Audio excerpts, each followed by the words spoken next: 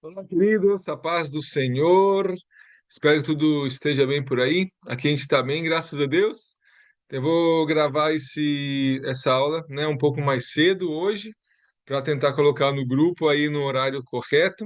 Então, eu queria pedir perdão pelas quarta-feiras que eu não consegui dar aula para terminar, né, nosso seminário da vida em abundância, ou vida abundante. De verdade, a internet aqui tem semanas que é muito complicado. A gente brinca, a gente mora onde Judas perdeu a meia, porque a bota ele já tinha perdido há algum tempinho atrás. Tá? Então, desculpa, né? A gente tem essas limitações, mas vamos tentar gravar agora. Espero que tudo dê certo para poder subir hoje no grupo, tá bom? Então vamos orar. Senhor, obrigado por essa noite. Obrigado por meus irmãos, por cada um que vai ver essa aula. Senhor, queremos pedir que o Teu Espírito Santo nos ajude. Senhor, que o Senhor fale aos nossos corações, que o Senhor tire as nossas dúvidas e que seja um tempo, Senhor, proveitoso para os meus irmãos e que o Seu Espírito Santo me use e que a partir ou através dessa aula a gente possa dar um passinho mais em direção a tudo que o Senhor espera da gente. Obrigado por essa oportunidade, obrigado por cada um que viu as aulas, Senhor, e eu peço que o Senhor me ajude a fechar o tema para que não fique nenhuma dúvida. Muito obrigado por essa oportunidade, em nome santo de Jesus. Amém. Muito bem. Nossa última aula, né, a última fala do e perdoarei toda a sua maldade.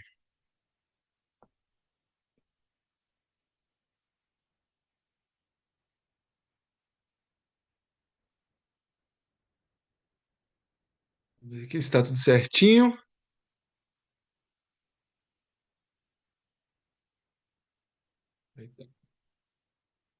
Muito bem. Então, o nosso seminário é baseado no livro de Jeremias, capítulo 33, né, do verso 6 até o 8. E diz assim: é, Eis que eu trairei. Só fechar aqui. Uhul. Eis que eu trarei a ela saúde e cura, e o sararei. E lhes manifestarei abundância de paz e de verdade. E removerei o cativeiro de Judá e o cativeiro de Israel, e os edificarei como ao princípio.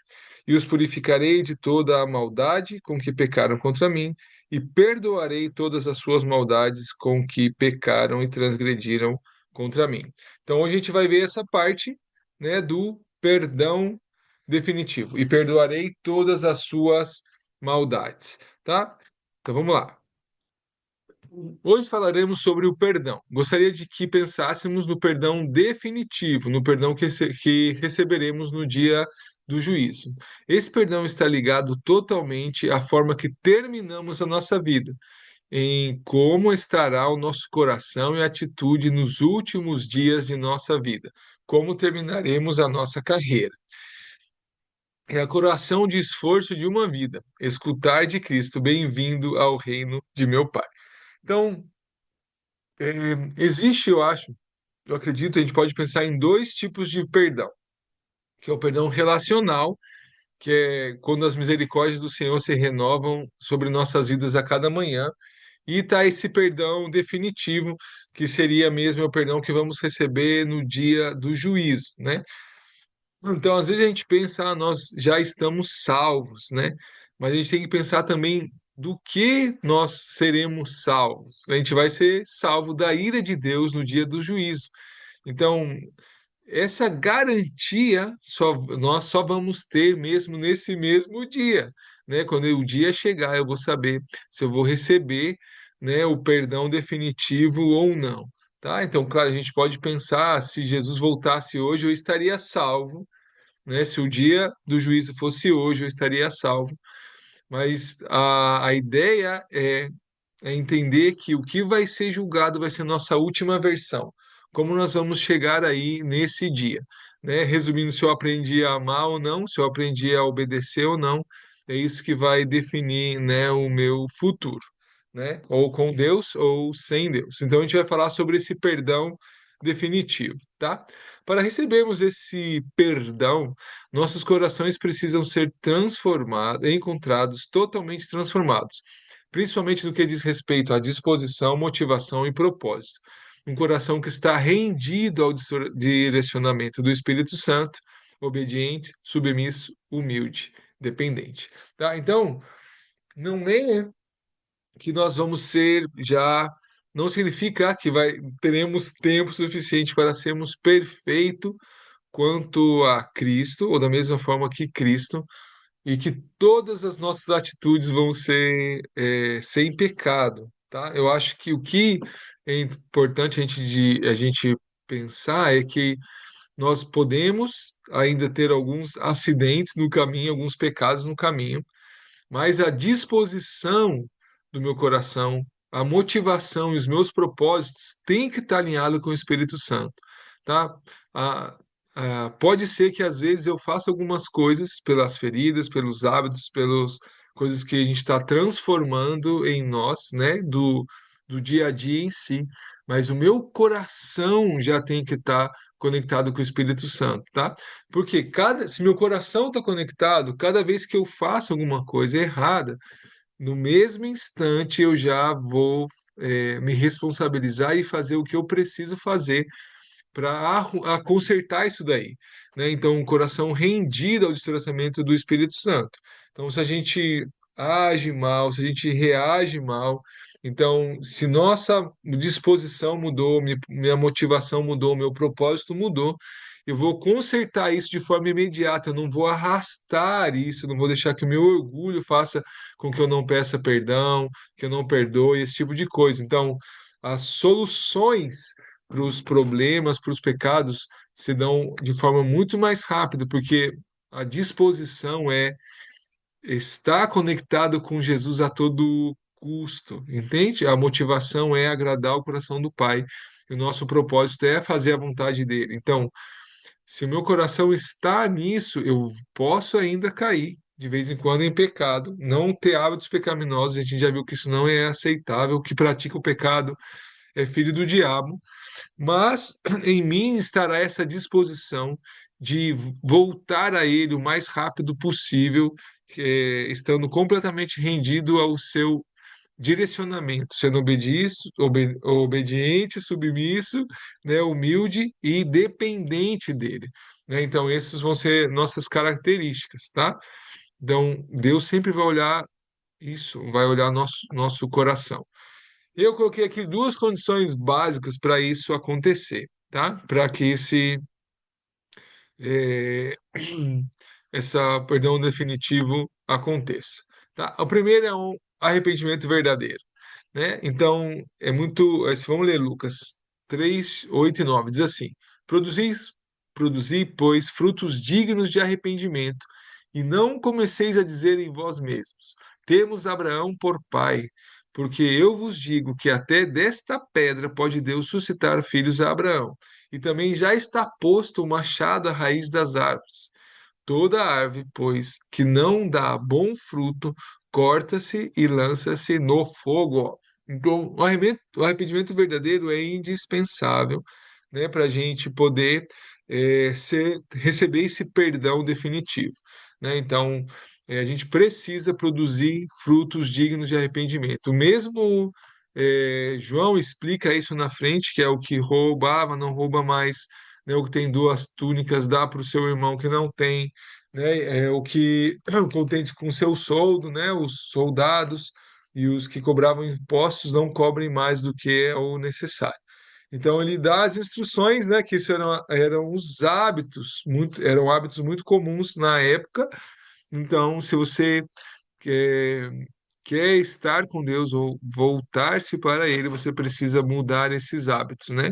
A palavra arrependimento é a palavra metanoia, é um campo é um câmbio, uma mudança de mentalidade, né? Não é só um remorso. A gente confunde arrependimento com remorso.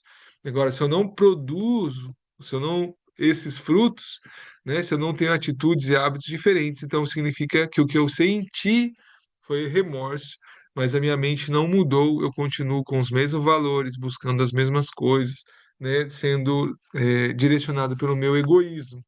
tá? Então, como já foi dito, não existe mágica quando falamos de nossa transformação. Será um processo de transformação gerado por Deus em nossos corações através do Espírito Santo. O problema é que muitos não seguem o processo e se estancam. Por algum motivo, param de crescer e de desenvolver o Cristo em si. Esses fracassam na fé e não receberão o perdão definitivo. Então, o que acontece? Quando a gente começa a nossa caminhada, né? Teoricamente a gente teria que ir subindo, né? E indo pouco a pouco, de fé em fé, de glória em glória, desenvolvendo o Cristo em nós. Mas existem momentos que são muito importantes, né? Que são momentos decisivos na nossa vida. É como que Deus vai nos deixando cada vez mais em processos diferentes, mas cada vez mais profundos, tá? Então isso tem que ir crescendo em nossa vida, né? Os desafios, as transformações, né? Então, e existe nesse processo dias que temos que tomar decisões radicais, né? E é aí que muitas pessoas desistem, né? Então, eu já vi várias vezes acontecer aqui, as pessoas começam muito bem, né? Mas a coisa vai apertando, apertando, apertando, e chega um momento que elas acabam desistindo do chamado, do que Deus colocou na mão delas, né? Então, essas pessoas vão fracassar na fé, né? Porque elas se estancam, elas deixam de responder ao Espírito Santo, né? Elas buscam desculpas para não fazer o que o Espírito Santo está pedindo, e aí cauterizam a mente, entram em autojustificação, racionalizam, né, o pecado ou a desobediência e fracassam na fé. E acabam se perdendo. Se a pessoa não se arrepender desse processo, então ela vai perder mesmo o perdão definitivo. Então, existem momentos muito difíceis, né? Mas são chaves para que nosso crescimento e amadurecimento aconteça. E se a gente não toma esses momentos, se a gente não é obediente, se a gente não deixa o Espírito Santo nos guiar, então a gente anda para trás. O processo será contínuo, dia a dia sendo transformado por ele. O ponto de ruptura com a velha maneira de viver é onde muitos desistem, né? Então, por exemplo, você está acostumado a fazer alguma coisa de uma certa maneira e você é apegado a essa coisa. Então, esse a gente chama o ponto de ruptura, né? Então, uma coisa que eu resisti muito, infelizmente, eu tenho muita vergonha quando eu conto isso hoje, né? Eu queria, por exemplo, condicionar o amor que eu tinha à minha esposa. E eu não sei se eu contei isso em outra aula, mas de alguma maneira a gente, né, todos os casais têm problemas, né? E eu tinha uma coisa com justiça própria, que depois Deus mesmo me falou que minha justiça própria, o que eu chamava de justiça própria, ele chamava de rebelião, né?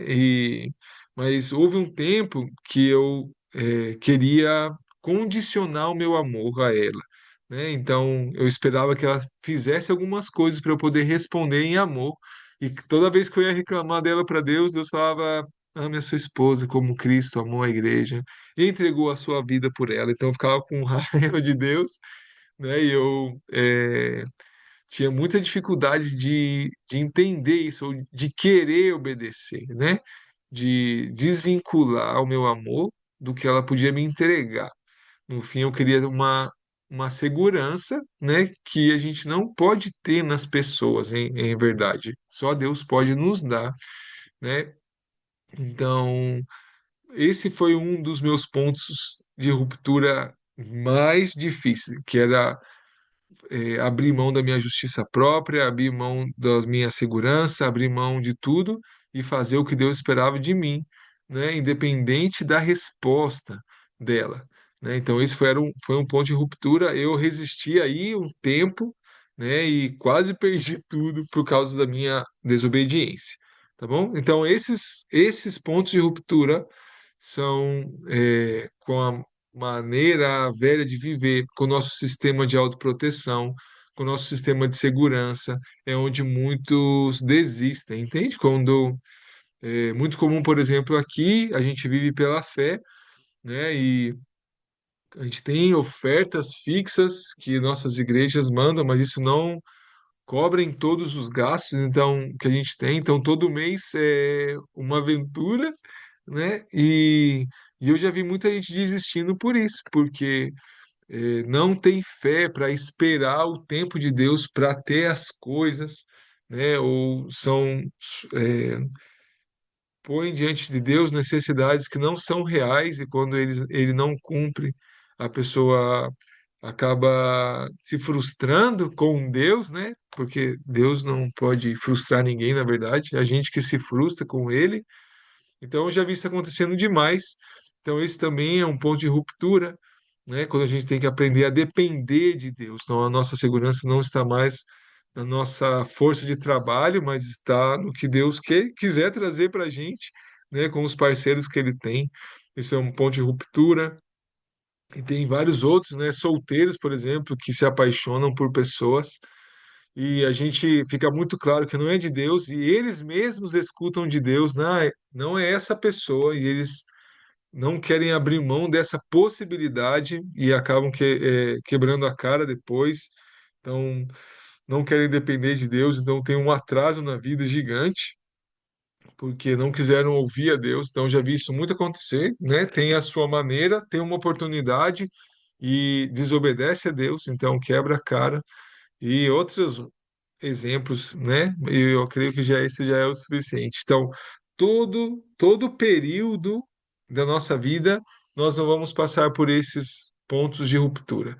Coisas que Deus traz ao nosso coração, que Ele disse, isso aqui não é mais aceitável. Entende? Até aqui foi, mas daqui para frente isso não é mais aceitável. E se a gente não rompe, aí a gente estanca. E se a gente estanca, está em risco, tá? Porque vai ser essa versão estancada que vai chegar no dia do juízo. Então é um risco. Então vamos lá. Mas se estáis, vamos ler um texto em Hebreus. Mas se estáis sem disciplina, da qual todos são feitos participantes, sois então bastardos e não filhos. Além do que, tivemos nossos pais segundo a carne, para nos corrigirem, e nós os reverenciávamos. Não nos sujeitaremos muito mais ao Pai dos Espíritos para vivermos, porque aqueles, na verdade, por um pouco de tempo nos corrigiam como bem lhes parecia, mas este para o nosso proveito, para sermos participantes da sua santidade. Então, uma pessoa que se estanca, então, ela não está sendo mais disciplinada, ela cauterizou a sua mente. Então, Deus não pode seguir o processo da purificação, tá? De disciplinando, de ensinando, dando boas disciplinas, tá? Então, essas pessoas não são mais filhas, elas são bastardas, já? Então, não são filhos. Então, nesse sentido, se elas endurecem seu coração, elas estão perdendo, né, a possibilidade da salvação definitiva ou do perdão definitivo. Tá? Então, se ele dá o exemplo dos nossos pais, se a gente não obedecer a ele, muito mais Deus, né? Por que que a gente não vai obedecer o Pai dos Espíritos, né? Agora, quando Deus nos corrige, ele faz isso para que nós sejamos participantes da sua santidade. Então, a gente tem, às vezes, a santidade, a gente olha a santidade como um castigo, como uma coisa chata, né? Mas viver em santidade é muito agradável, porque você vai eliminando da sua vida todas as coisas que trazem vergonha para você. Tem todas essas coisas que você faz que te envergonham vão sendo eliminadas, tudo que traz peso, tudo que traz essa sensação de estar sujo, né, de imundície, tudo isso vai sendo eliminado e a sensação de fazer o que se tem que fazer no momento que se tem que fazer é muito boa, entende? Não, é uma coisa muito agradável, de verdade, traz bastante plenitude, quando a gente consegue ser e fazer o que a gente deveria ser, né? E deveria fazer, é uma sensação muito, muito boa, né? Ainda mesmo nessa vida, imagina como vai ser na eternidade. Então, quando Deus nos disciplina, Ele está fazendo isso para o nosso próprio proveito, né? Para que a nossa vida, para que a nossa qualidade de vida seja melhor, né? Então, não é por chatice, não por nenhuma outra coisa negativa, tá? É porque é o melhor mesmo, é onde a gente vai sentir mais plenitude. E, na verdade, toda correção ao presente não parece ser de gozo, não de tristeza, mas depois produz um fruto pacífico de justiça nos exercitados por ela. Portanto, tornai a levantar as mãos cansadas e os joelhos desconjuntados, e fazei veredas direitas para os vossos pés, para que o que manqueja não se desvie inteiramente, antes seja sarado. Segui a paz com todos e a santificação, sem a qual ninguém verá o Senhor. Então, claro que a correção, quando Deus vai levando, conduzindo a gente nesse processo de arrependimento verdadeiro, e cada vez Deus traz uma área nova na nossa vida que precisa ser consertada, né, por Ele, é claro que isso não vai trazer alegria no momento, né, e tristeza. E de verdade, quando às vezes você pensa que que conseguiu, né, que você está bem, enfim, e Deus traz outra coisa para você trabalhar e assim vai, entende? Porque esse processo vai ser mesmo até o último dia, até a gente estar de frente com ele. E aí a gente vai poder ser quem a gente deveria ser, 100% da nossa capacidade, né? Porque a gente vai ver como ele é. E quem tem essa esperança purifica-se a si mesmo. Por meio de João 3, se eu não me equivoco, no, os primeiros capítulos, os primeiros versículos do capítulo 3. Então, é, agora, a disciplina produz esse fruto pacífico de justiça, né? Ou aí umas outras traduções que diz frutos de paz e justiça, né? Ou pacíficos de justiça. Então, isso não é nada ruim, né? Se a gente pensar, usando a outra tradução, se a gente vai ter paz e ser justos, imagina que legal é você viver com essa consciência limpa, entende? Em paz e com a consciência limpa, com essa consciência que você não está falhando com você mesmo. Isso é muito, muito interessante, né? E paz também é uma coisa muito, muito boa, né? Então, paz e justiça. Então, para nada, isso aí nenhuma maneira vai ser ruim para a gente. Então, se você está cansado, meu filho, levanta as suas mãos, seus joelhos estão desconjuntados aí, fica de pé, levanta, toma um ânimo, não desiste, não pare, né? E construa essas veredas direitas para os seus pés, né? Bem direitinho mesmo. Faça as coisas de uma maneira muito clara, muito direta, muito verdadeira, para que se chegar algum banco aí seguindo a gente, ele vai acertar o caminho também, entende? E se a gente faz as coisas bem feitas, nós vamos ser de sanidade também para as outras pessoas. E ele termina de seguir a paz com todos e a santificação. Então, um arrependimento verdadeiro vai levar à santificação, sem a qual ninguém verá o Senhor. Então, não é uma opção, tá? É, eu sei que esse ponto aqui, várias denominações não entram em acordo, tá? Mas eu acho que a Bíblia é muito clara. Sem isso, não há possibilidade de ver o Senhor, tá? E então, por isso, o arrependimento verdadeiro é indispensável. Não podemos olhar para trás. E Jesus disse: ninguém que lança a mão do arado e olha para trás é apto para o reino de Deus. Então, se você começou a boa obra, você não pode parar. Então, é legal quando você pensa assim: o arado, né? Eu aprendi isso, espero que esteja correto. Era você na época você tinha um animal, né? E você tinha o arado, que é essa ferramenta que vai abrindo, né? O surco, na terra, né? Então, quando a pessoa ia arar, para ela conduzir o animal e a plantação ficar retinha, ele tomava um ponto fixo, né? Olhava para uma árvore, alguma coisa para frente, ele tinha que olhar para aquele ponto fixo e ir arrumando o animal e o arado em direção a esse ponto fixo, mais longe, para tudo ficar certinho.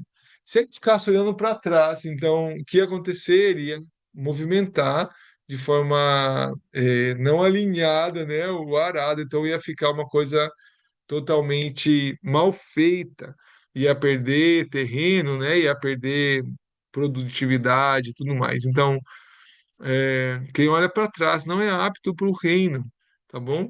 Então, se você ama a sua vida antiga, ama a sua forma antiga de fazer as coisas e fica olhando para trás, então você não vai fazer um bom trabalho. Infelizmente, você não está apto para o reino de Deus.